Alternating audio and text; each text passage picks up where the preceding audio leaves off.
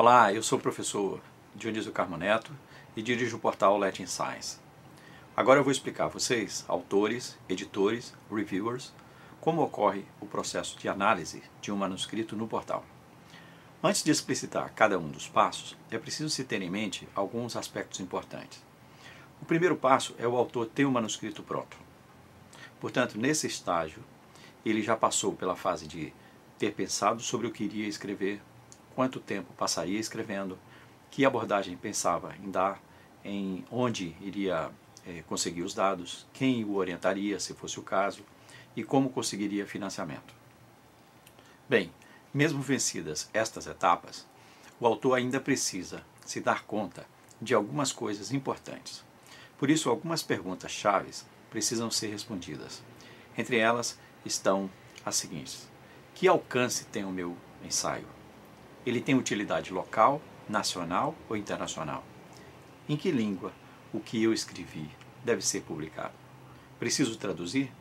As aplicações sobre o que proponho são teóricas ou empíricas? Em que idioma tem sido mais comum o que eu estou propondo? Uma vez respondidas estas perguntas e outras semelhantes sobre o escopo e os limites do ensaio, então é hora de visualizar a especialidade da revista ou o alcance da revista. Exemplo, uma revista de métodos de programação linear certamente não é adequada para um ensaio que trata de emoções, ou uma revista sul-americana certamente não é indicada para um ensaio que se propõe a resolver um problema específico de um hospital fora desta área geográfica.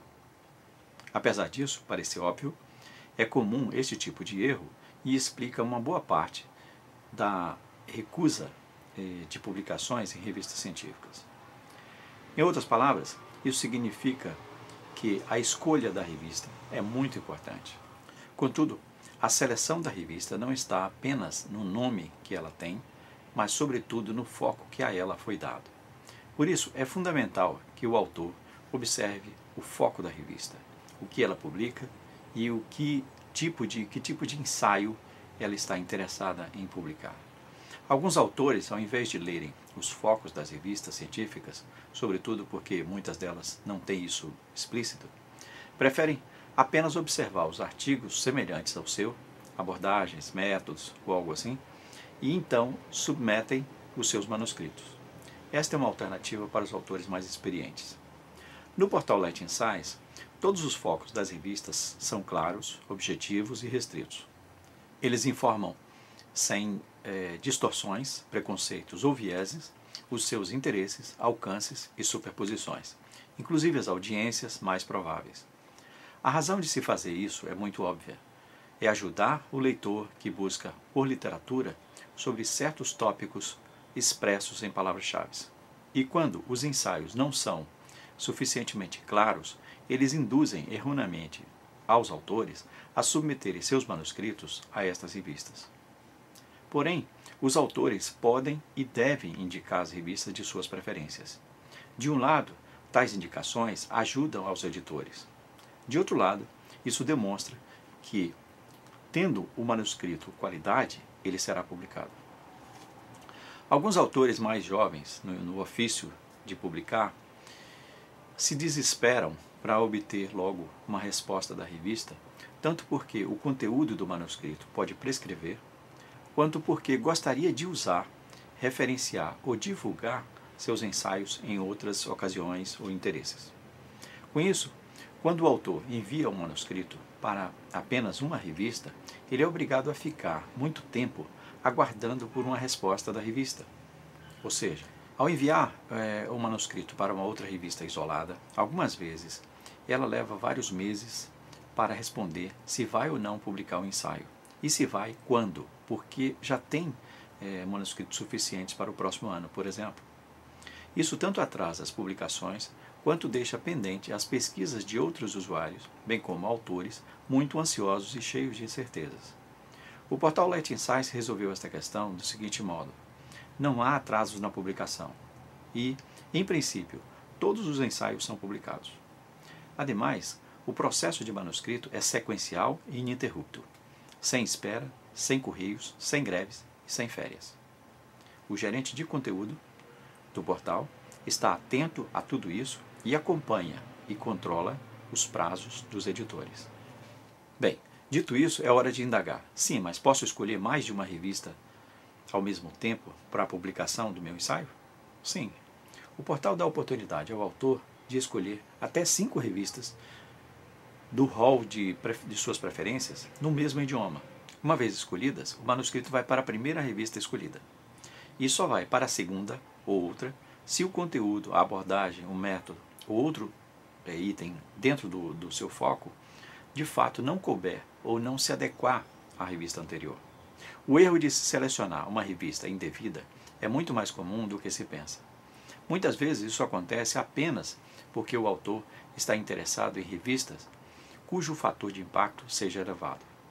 Outras vezes porque algum colega já publicou naquela revista e ele se sente encorajado ou desafiado a também publicar nela.